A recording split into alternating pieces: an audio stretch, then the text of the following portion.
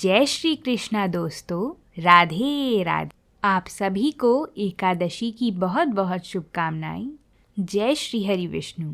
आज हम आपके लिए लेकर आए हैं एकादशी व्रत कथा, जो केवल एक कथा नहीं बल्कि भक्ति, आस्था और मोक्ष का मार्ग दिखाने वाली प्रेरक गाथा है। यह कथा भगवान विष्णु की महिमा का बखान करती है और हमें सिखाती है कि कैसे उनके चरणों में श्रद्धा रखने से जीवन के सभी कष्टों का अंत हो सकता है। आइए इस दिव्य कथा के माध्यम से भगवान विष्णु की कृपा और एकादशी व्रत के महत्व को समझें। अंत तक हमारे साथ जुड़े रहिए, क्योंकि यह कहानी न केवल आपके मन को शांत करेगी बल्कि आपके जीवन को एक नई दिशा भी देगी।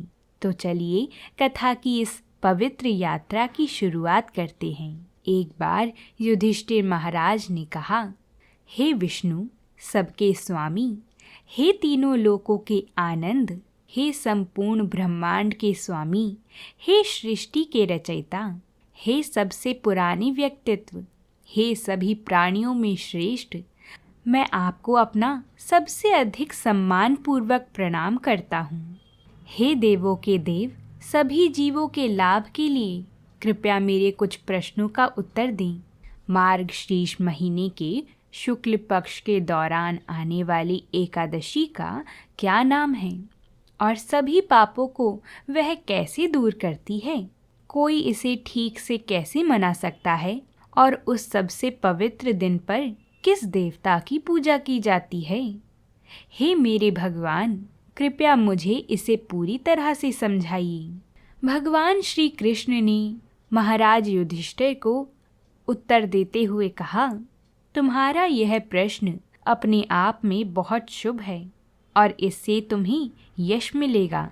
जैसे मैंने तुम्हें पहले ही प्रिय उत्पन्ना महाद्वादशी के विषय में बताया था, जो मार्गशीर्ष मास के कृष्ण पक्ष में होती है, जिस दिन मेरी देह से मुर नामक राक्षस को मारने के लिए एकादशी देवी प्रकट हुई थी और जो तीनों लोकों में सभी सजीव और निर्जीव को भी लाभ पहुंचाती हैं, वैसे ही अब मैं तुम्हें मार्गशीर्ष मास के शुक्ल पक्ष में होने वाली एकादशी के विषय में बताऊंगा।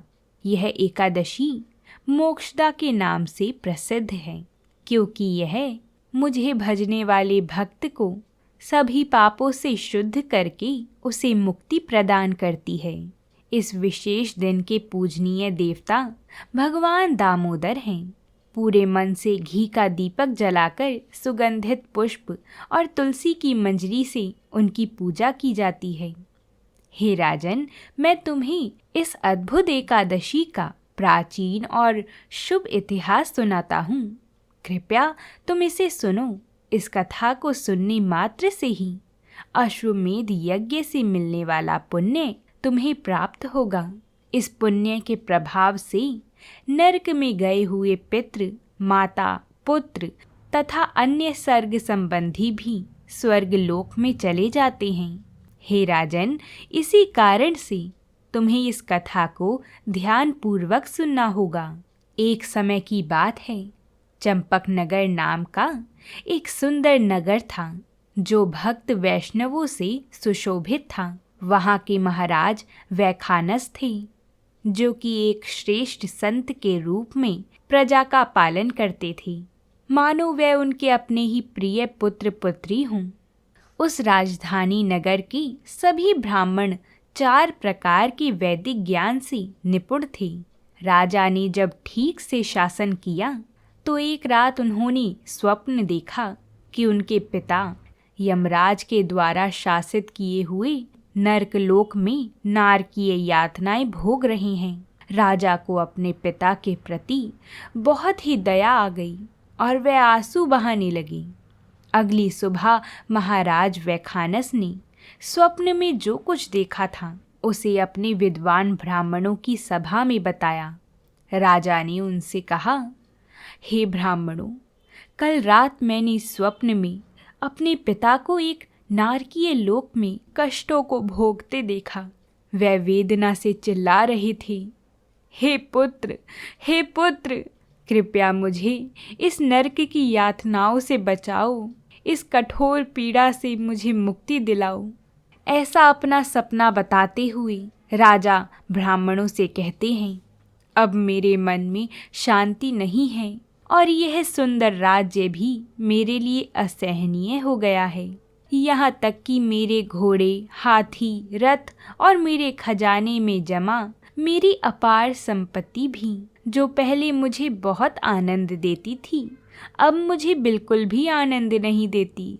हे ब्राह्मण श्रेष्ठों, जब से मैंने अपने पिता को इस प्रकार की नारकीय यातनाएं भोगते देखा है, तब से मेरी पत्नी और पुत्र भी मेरे लिए दुख का कारण बन गए हैं। हे ब्राह्मणों, मैं कहाँ जाऊं और इस दुख को दूर करने के लिए क्या करूं? मेरा शरीर भय और दुख से जल रहा है। कृपया मुझे बताएं कि मैं किस प्रकार का दान, किस प्रकार का व्रत, किस प्रकार की तपस्या या किस देवता की सेवा करूं, जिससे मेरे पिता को उस पीड़ा से मुक्ति मिले और मेरे पूर्वजों को मोक्ष मिले। हे ब्राह्मण श्रेष्ठों, यदि किसी के पिता को नारकीय लोक में कष्ट भोगना पड़े तो उसके शक्तिशाली पुत्र होने का क्या लाभ? सचमुच ऐसे पुत्र का जीवन उसके और उसके पूर्वजों के लिए सर्वथा व्यर्थ है। राजा की ऐसी बातों को सुनकर ब्राह्मणों ने उत्तर दिया, यहाँ से कुछ ही दूरी पर एक पहाड़ी वन में महान संत पर्वत मुनि का आश्रम है। कृपया उनके पास जाओ, क्योंकि वे त्रिकाल ज्ञानी हैं। वे हर चीज का भूत, वर्तमान और भविष्य जानते हैं और निश्चय ही वे तुम्हें तुम्हारे दुख से मुक्ति दिलाने में मदद कर सकते हैं। यह सलाह सुनकर व्यथित राजा तुरंत प्रसिद्ध ऋषि पर्वत मुनि के आश्रम की यात्रा पर निकल पड़े।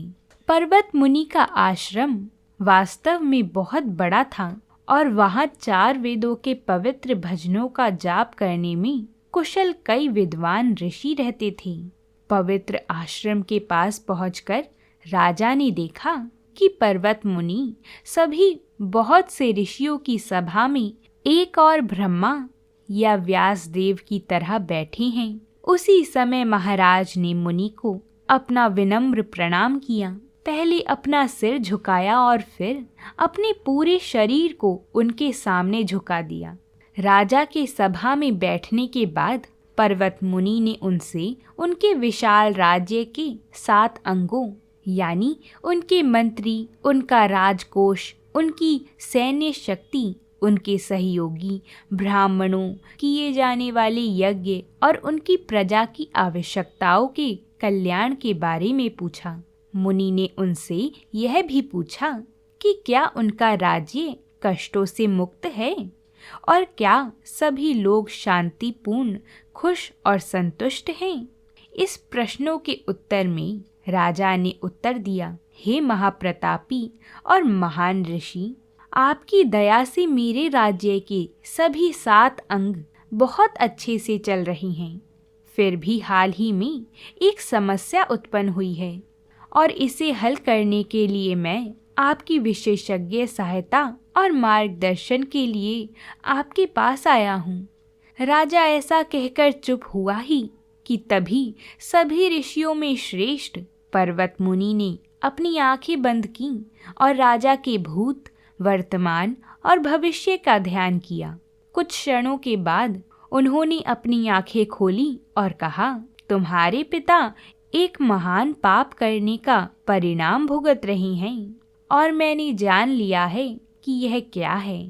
तुम्हारे पिता ने अपने पिछले जन्म में अपनी पत्नी से झगड़ा किया था और उसके मासिक धर्म के दौरान उसके साथ जबरन यौन संबंध बनाए थे। उसने उसके प्रयासों का विरोध करने और उसे रोकने की कोशिश की और यहाँ तक कि चिल्लाया कि कोई मुझे बचाओ, हे पति, कृपया मेरे मासिक धर्म को इस तरह से बाधित मत करो। फिर भी उसने उसे रोका या अकेला नहीं छोड़ा। यह इस घोर पाप के कारण है कि तुम्हारे पिता अब इस तरह की पीड़ा की नारकीय स्थिति में पड़ गए हैं। अब उन्हें अपने पाप कर्मों का फल तो भोगना ही पड़ेगा। ऐसी बात सुनकर राजा थर थर कांपने लगे।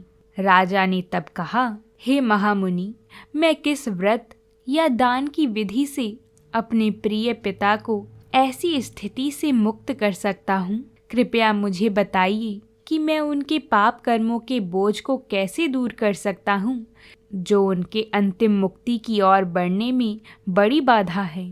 पर्वत मुनि ने उत्तर दिया, हर मनुष्य को अपने द्वारा किए गए पाप और पुण्य कर्मों का फल भोगना ही पड़ता है। कर्मों का फल कभी भी व्यर्थ नहीं जाता। लेकिन फिर भी अगर तुम अपने पिता के लिए कुछ करना चाहते हो तो भगवान की शरण हो जाओ।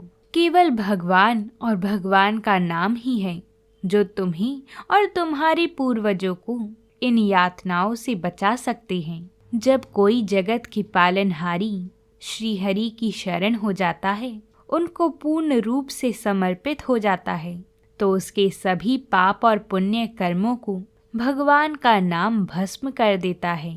भगवान का नाम भगवान से भी ऊपर है। मार्गशीर्ष महीने के शुक्ल पक्ष के दौरान मोक्षदा नामक एक एकादशी होती है। यदि तुम इस पवित्र एकादशी को पूर्ण व्रत के साथ विधि पूर्वक मनाओगे तथा इससे प्राप्त हुए पुण्य को सीधे अपने पीड़ित पिता को दोगी, तो वह अपने कष्टों से मुक्त हो जाएंगे तथा तुरंत मुक्ति पालेंगी। यह सुनकर महाराज ने महान ऋषि को बहुत धन्यवाद दिया और फिर अपना व्रत करने के लिए अपने महल में लौट आई। हे युधिष्ठिर, जब मार्गशीर्ष माह का शुक्ल पक्ष आखिरकार आया, महाराज विखानस ने एकादशी तिथि के आने का ईमानदारी से इंतजार किया। फिर उन्होंने पूरी आस्था के साथ अपनी पत्नी, बच्चों और अन्य रिश्तेदारों के साथ एकादशी का व्रत रखा। उन्होंने कर्तव्य निष्ठा से इस व्रत का पुण्य अपने पिता को दिया और जैसे ही उन्होंने व्रत का पुण्य अर्पण किया, देवताओं ने सुंदर फूलों की पंखुड़ियों की वर्षा की जो आकाश में बादलों के पीछे से झांक रहे थे। राजा के पिता की तब देवताओं के दूतों द्वारा प्रशंसा की गई और उन्हें स्वर्ग में ले जाया गया। जैसे ही वे अपने बेटे के पास से गुजरे, तब उनके पिता ने राजा से कहा, मेरे प्यारे बेटे, तुम्हें सभी शुभ हो, तुम्हारा हमेशा कल्याण हो। अंत में वे स्वर्ग लोक में पहुंच गई, जहां से वे अपने नवर्जित पुण्यों से फिर से श्री कृष्ण और भगवान श्री हरि की भक्ति कर सकते थे और समय आने पर भगवान के धाम वापस लौट सकते थे। हे पांडु के पुत्र, जो स्थापित नियमों और धर्मों का पालन करते हुए पवित्र मोक्षदा एकादशी का सख्ती से पालन करता है, उसे मृत्यु के बाद पुण्य और पूर्ण मुक्ति मिलती है। हे युधिष्ठिर, मार्गशीर्ष महीने के शुक्ल पक्ष की इस एकादशी से बेहतर कोई उपवास का दिन नहीं है, क्योंकि यह एक स्पष्ट और पाप रहित दिन है। जो कोई भी इस एकादशी व्रत को निष्ठापूर्वक करता है, जो सभी चिंतामणि के समान है, उसे विशेष पुण्य की प्राप्ति होती है, जिसकी गणना करना बहुत कठिन है, क्योंकि यह दिन मनुष्य को नारकीय जीवन से स्वर्ग लोक में ले जा सकता है। और जो व्यक्ति अपने आध्यात्मिक लाभ के लिए एकादशी का व्रत करता है, उसे यह भगवान के पास वापस ले जाता है तथा उसे इस भौतिक संसार में कभी वापस नहीं आना पड़ता। मोक्षदा एकादशी दो मामलों में बहुत खास एकादशी है। वह शुभ जिस दिन भगवान श्री कृष्ण ने कुरुक्षेत्र के युद्ध के मैदान में अर्जुन को श्रीमद् भागवत गीता सुनाई थी, जिसे अब ज्योतिष तीर्थ के नाम से जाना जाता है। जो कोई भी इस दिन किसी योग्य व्यक्ति को भगवत गीता भेंट करता है, उसे श्री कृष्ण भगवान द्वारा भरपूर आशीर्वाद दिया जाता है। बोलिए भगवान श्री कृष्ण की जय हो। इस प्रकार हमारी यह मोक्षदा एकादशी की महिमा का वर्णन पूर्ण हुआ। अब हम आज की कथा को यहीं विराम देते हैं। उम्मीद करती हूँ आप सभी को कथा पसंद आई होगी और आप सभी ने वीडियो को लाइक और चैनल को सब्सक्राइब ज़रूर किया होगा। अब हम आपसे कल मिलते हैं एक नई कथा के साथ। तब तक के लिए प्रेम से बोलिए हरे कृष्णा हरि बोल।